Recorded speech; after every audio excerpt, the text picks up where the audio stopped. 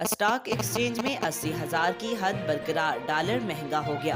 Pakistan stock exchange میں استحکام برقرار، جبکہ روپے کے مقابلے میں ڈالر کی قیمت میں اضافہ ہو گیا۔ کاروباری ہفتے کے پہلے روز اسٹاک مارکیٹ کے 100 انڈیکس میں 209 پوائنٹس کا اضافہ ریکارڈ کیا گیا۔ پاکستان اسٹاک ایکسچینج کے سی ای او اور ایم ڈی نے استعفیٰ دے دیا۔ واضح رہے، آج پیر کو کاروبار کے آغاز سے کچھ دیر قبل اسٹاک ایکسچینج کی چوتھی منزل پر اسٹاک ایجنٹ کے دفتر میں آگ بھڑک اٹھی تھی، جس پر دفتر فائٹرز نے قابو پا لیا۔ آتش زدگی کے واقعے کے بعد اسٹاک ایکسچینج میں ٹریڈنگ کا عمل 1 گھنٹے کے لیے روکا گیا۔ انتظامیہ کے مطابق آئی ٹی سسٹم کو بہتر کیا جا رہا ہے۔ ڈالر مہنگا، دیگر کرنسیوں کی قیمت میں اضافہ۔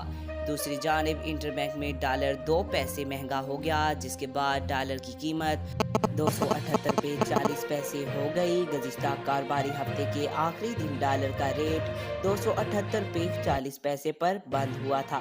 آج تک کے لیے اتنا ہی۔ مزید ایسی معلوماتی ویڈیو دیکھنے کے لیے ہمارے چینل کو سبسکرائب کریں۔